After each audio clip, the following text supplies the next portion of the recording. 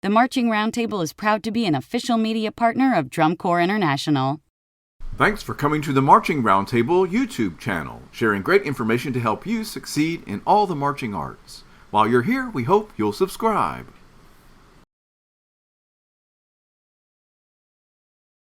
The emotional quality is extremely important of the, in the creation process of the show. But not only that, but the show is special. The performers are special, and really, this is a whole new Blue Knights, and we're back, and we're in it to play, and we're playing hard. And this is such an amazing team, and I can't thank the performers enough, and I can't thank our alumni and our community enough. So the show Drip is actually, so we see the like surface level of what it is, right? We see kind of these abstract tubes, and everyone's kind of this representation of water, and we're all just kind of affected by the quantity of water. The guard is that representation. But I think there's something really special to it. There's a whole meaning that we're using underneath, whereas like this drip is the initiation, the start of something that is an issue, a problem, something that, and it's something that everyone has, right? It's this thing that you hear in the distance, and you neglect it and it grows. You neglect it and it grows, and it keeps coming to the point where you kind of have to acknowledge it. Hey everybody, it's Tim Hinton, the Beast of the Marching Arts. We are talking drum corps, specifically the Blue Knights. I have loved the Blue Knights for so many years. Well, we all have. And with us tonight is Jessica Glasgow. How are you? I'm so good. How are you? I'm good, Jessica. And next to her, Noe Gomez. Noe, how are you? Great. Thanks for having us. So I have to tell you guys, now you guys are on tour, right? Yeah, we're in the middle of California as we speak. Okay, so we're recording this, everybody, on July 10th, Thursday night, in the middle of tour. All right, so of course, Jessica, I've never seen you not look absolutely beautiful, but the two of you look like you just stepped out of a fashion magazine. How is this possible that you look this good in the middle of tour? Oh, don't worry. We were out the field all morning, so we probably look better than we smell. We'll just say that. So. Well, I appreciate you getting all clean. Everybody, you should find the video, of course, on the YouTube if you're not watching it, because, well, you always look great. But so introduce yourselves, Jessica. I think everybody knows who you are, but just sort of introduce yourself and what you're doing with the Corps, what your role is. Yeah. So this is actually my first year with Blue Knights. So we'll say it's my rookie design season. But I am new to the team, and my role here is visual coordinator. So really all the things visual, and it's been an awesome ride. So it's been a lot of fun. Well, everybody's loving this show. It's super fun and cool and exciting. And so we're going to be talking about that, everybody. Yeah. Noe, tell us about yourself and your role with the Corps. Yeah, my name is Noe Gomez. I am from Southern California. I am one of the visual designers, so I write the drill, but also kind of tag team any visual needs with Jessica, whether it's going and finding choreographers and all that stuff, just to kind of help produce and overall just be like a right hand, partner in crime to Jess. Partner in design, we like to say, but same thing. Well, the show is really fun and cool. I love like that orange and the blue. It's just so dynamic popping off the field. Would you call it like a burnt orange? It's so pretty. Yeah. Yeah. I mean, it's there's a very specific name for it. The actual orange. It's Fireside. Yeah. Fireside. Yeah. That's that. So everything we always talk about, we were always like Fireside Orange, Fireside Orange. So, but I like to think of it as like, for me, I'm actually originally from Denver, Colorado, which is interesting because so are the Blue Knights, but you know that orange and blue are very important in the Denver culture. So just a little bit. Yeah. Well, I went to the University of Tennessee, which was orange, and of course Texas is orange. So all these oranges, but I like this orange a lot. Anyway, I'm getting ahead of myself, I think. But it's really cool. It's fun. There's a lot of like wows in the show, and a lot of really clever, unusual things. So I'm excited to sort of unpack that a little bit. So now we know who you guys are. Tell me first off, how are things? You kind of mentioned it, but how do you feel like things are going? How's the season rolling? I mean, I'm really excited. This is my second year with the Drum Corps. I feel like the organization, just kind of in all the facets, we've made a really strong push. Like from the administration side, from the educational team, just everyone's a lot more cohesive. So, and just bringing on Jess on board, and it's just been really, really cool to just push the organization, and everyone feels like we're all doing it together, with the same amount of effort. So that's been really exciting. Yeah. I feel like we're just firing, like everything is going. And one of the things I really love about what we've done this season is we're really trying to, even from like a director perspective, remove all the obstacles so that this show really is just special. And so, there's a lot of things happening behind the scenes, and I would be lying if I didn't tell you that my phone was buzzing 24/7. And Sure. it's funny because like, time zones don't matter. And like, we just work all the time. And the most important thing right now is the show and really, really taking care of that show. It's kind of been all of our, baby, if you will, for the last year. And so really just like watching that show grow, watching the performers grow. It seems like the community is loving the show. It seems like the judging community is loving the show. It seems like our fans are loving the show. The alumni are loving the show. So it's been really fun to see such positive feedback for the Blue Knights. And really seeing that glow on the members' faces. Getting fan favorite, I think, was a really exciting moment for our core, and really getting recognized for all the hard work that they've put in. Yeah, I think that's the first time. I think Mark Arnold was mentioning that may be the first time that the Blue Knights has gotten fan favorite. So they were pretty excited about that. Just organizationally. So that's a nice little milestone for them. Yeah. Absolutely. Well, you're creating a lot of effect and excitement. And I, of course, have only seen a video so far of the show, but like even in that, there's a lot of screaming and cheering and jumping up and down and everything. And I'm like, okay. And there's a lot, but the members are working. Like they are active, which I guess is part of the concept, right? They are working hard. Totally. Yeah, I want to say like part of the show, like there's a whole moment in the show, and I'm sure we'll dive a lot into this, but where we create anxiety, and a lot of that is done through environmental challenges, and unfortunately that means some pretty hard drill spots for some of our performers. So we have a lot of people who are moving out there and really doing that through creating motion. And there's a lot of textures that you'll see throughout the production, but that one is definitely something where I feel like a lot of these performers are potentially doing the hardest show that they've ever done. And so part of that is, of course, a challenge. Yeah. So, yeah. Well, I mean, I feel like, I marched so long ago that like my experience in the field was hard, right? Like I worked, but like I just can't even imagine trying to do all this running around and everything. It's so impressive. So tell me some of the people that are on the visual team that put this all together. Yeah. So we have Jed Weeks, and he operates as our program coordinator. We also have myself and Noe, and we work hand in hand. Like I said before, we're partners in design.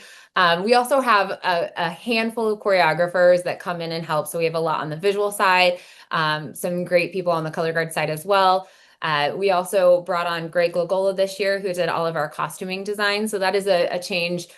Greg did some of the design last year in a couple seasons, but this year we brought Greg on full time to take over the costuming role with our partnership with Stanbury, which has been very, very great for us this season. Yeah, they've been awesome. And then all of, visual side too, we also have our wonderful partnership with DPG as well, who does not only our flyover that you see, but all of the flags and all of the vinyls on the floor as well. So really, really strong group of choreographers, really strong group of just a lot. It takes a lot of people to come together to really create magic. And so I think we've done a fairly good job this season. Oh, absolutely. No, it is a lot of people. And of course, then there's all the educational people that are teaching and cleaning and it takes a village, everybody. It's a lot of people making it happen. And of course, the members who are out there really doing the work. So I love just sort of mentioning all that. So the show concept is drip. This is really interesting. I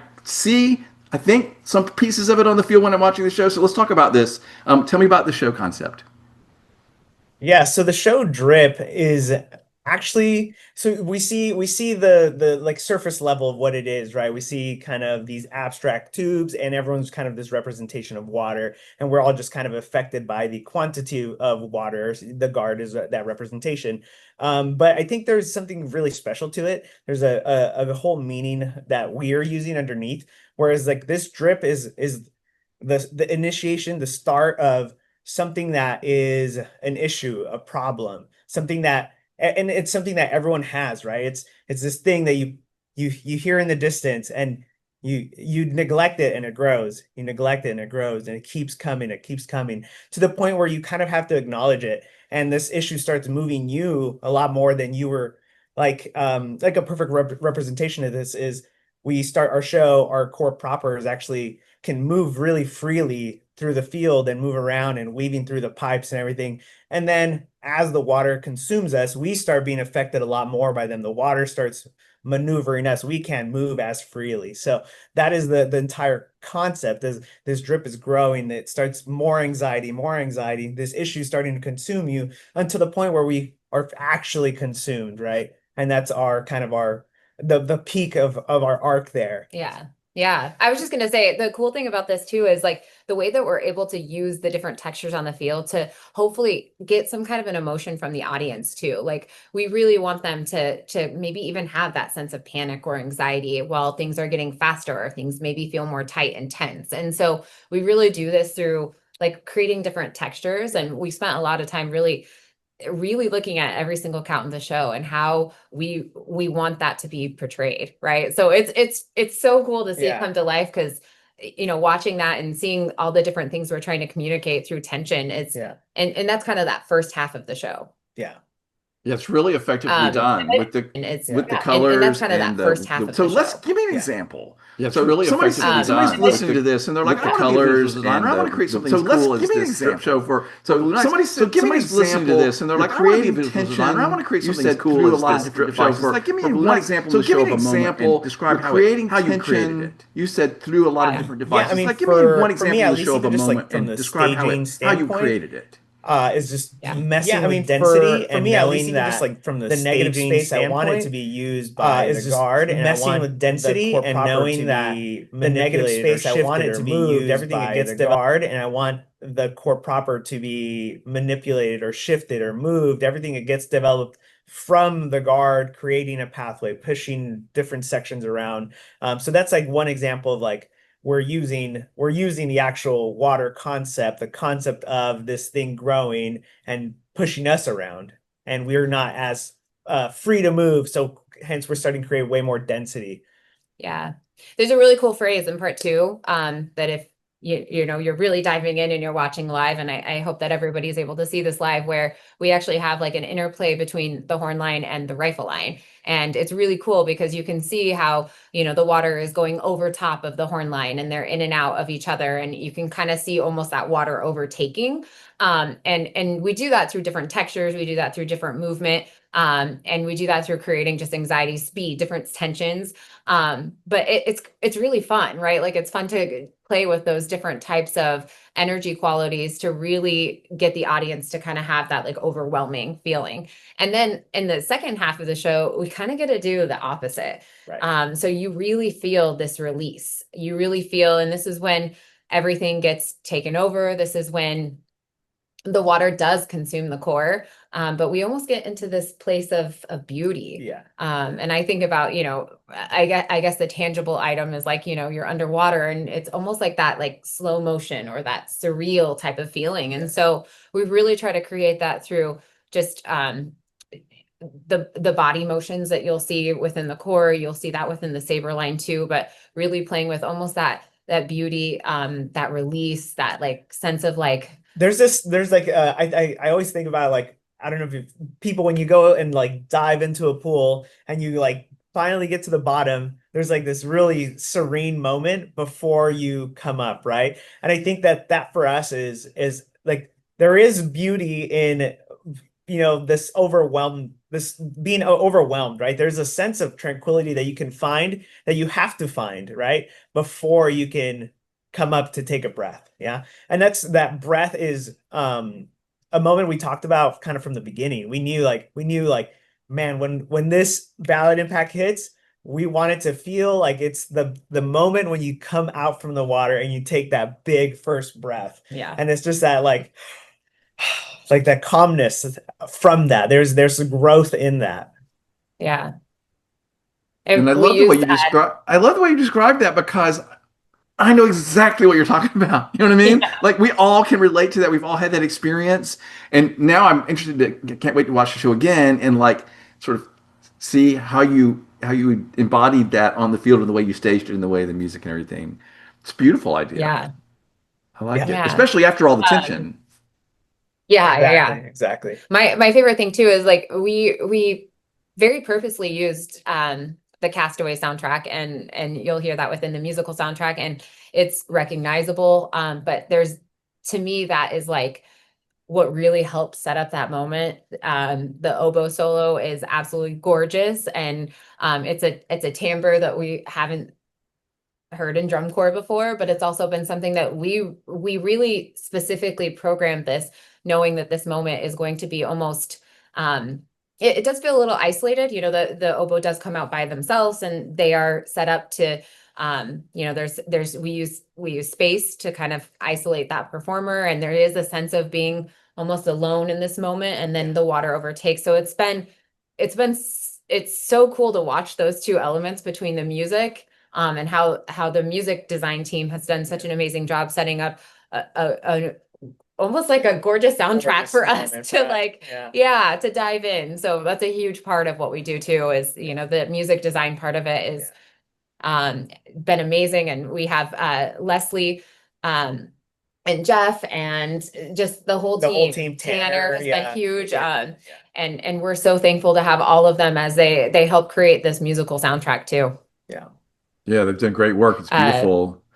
It's been awesome. It's been so great. So we're super thankful. The last part of our show, which is really more of the fun part of our show, this is when we get to really celebrate. I call this the dancing in the rain, if you want to use the water analogy part, but we use Tyla's Water. And this is, it's a pop song. It's fun. We get this groove. You get to see a lot of those emotional qualities come through in our performers. We use so much different energy. We use some isolation, some sustain. You'll see some fun hip hoppy things too, some little hair flips, but really this is that point when you've got to that from an emotional quality. Like we talked a lot about, we all have these different, problems, right? And they weigh on us, and we get to this whole anxiety thing, and we get to a point where we almost, we use this as a positive, right? We use whatever that problem is, we can turn it in a more positive direction. And so this is really our way of saying, like, while those problems might feel heavy at a time, and they might feel,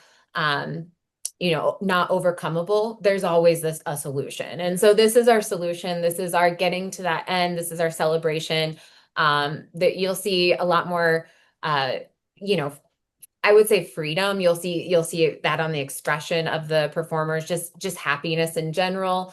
The dancing in the rain, like it might be a storm, there might be a lot of water, but we get to a point where we're like, just embrace it, right? Just embrace whatever that is. And so it's fun. Yeah. And then I would say, like, from the way it's staged, there's also just a lot more integration there, like between, and everyone's moving more freely amongst each other, as opposed to in opposition, or one kind of dominating the space more than the other. That's kind of where all that starts being blended in a new way that feels more of a partnership than a one-sided push. Yeah.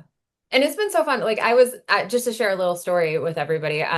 We were at a show last night, and it was great. We had such a fun time, and I'm leaving the stadium, and I literally am hearing people whistling the closer, right? Like it's like they're literally singing the closer walking out, and it's just like it's like the perfect earworm. Yeah, it's just like doesn't stop. Yeah. And when we were creating and trying to come up with what that was, we're all in a room. We've been in a room for many days together. We've, doing this whole thing. And it was kind of funny, just to share some insight.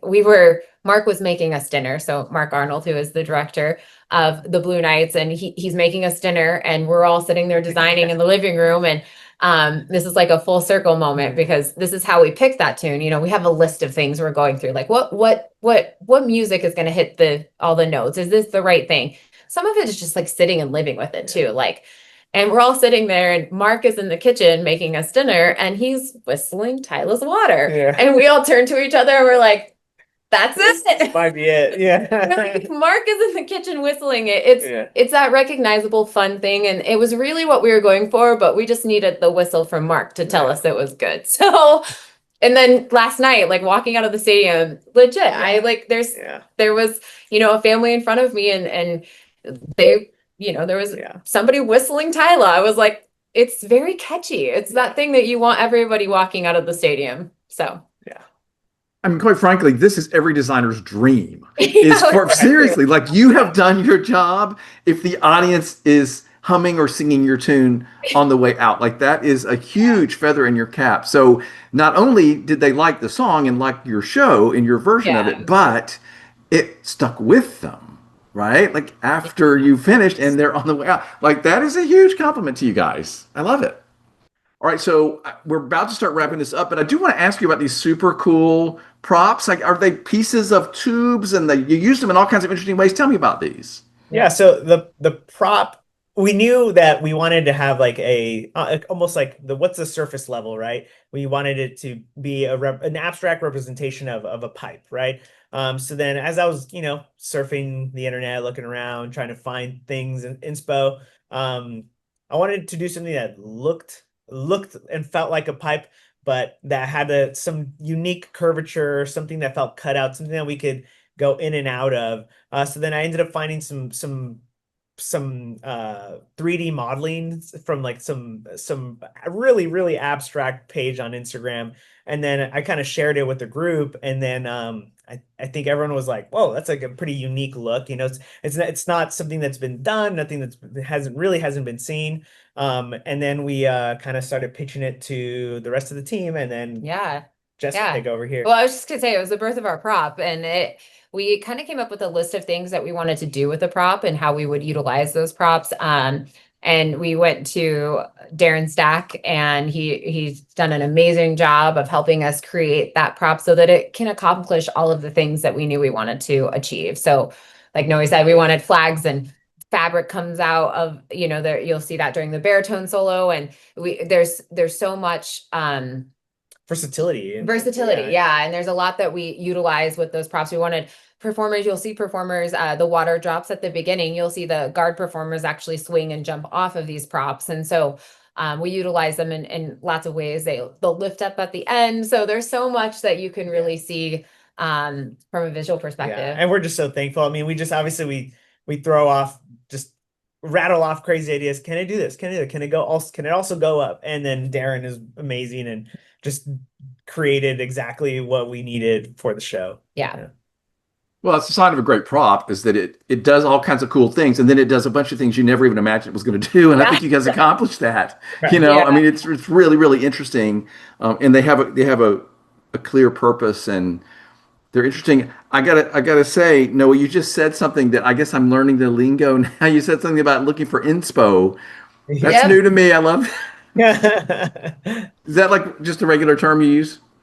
Yeah, I mean, I guess I didn't realize it wasn't. I guess I didn't realize that it was lingo. Well, I mean, think of who you're talking to. We were all there. I'm not exactly up on all the latest lingo of the guard people. You're a hip guy.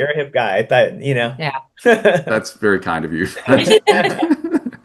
All right, so I love it. So let's wrap this thing up. I think everybody now really have got to go see the show. Hopefully everybody see it live. Get yourself to a show. Buy the t-shirt. Do the whole thing. Support the core. So final thoughts on sort of wrapping up. Anything you want to say about the show or about the season or how it's going? Anything? Noe, I'll just ask you to go first randomly. Yeah. What would you like to say wrapping up? I think for me is, yes, I'll do all those things. I think when you watch it, I think it's important that you start viewing it through the lens of what is your individual drip. Like follow the show, enjoy it, but watch it as what was this thing? Everyone has experienced something that started as small and you neglected, let it grow, consumed you, and then let that moment of release happen and enjoy that moment because you've grown past that, and you can reflect on that. I think it's really powerful.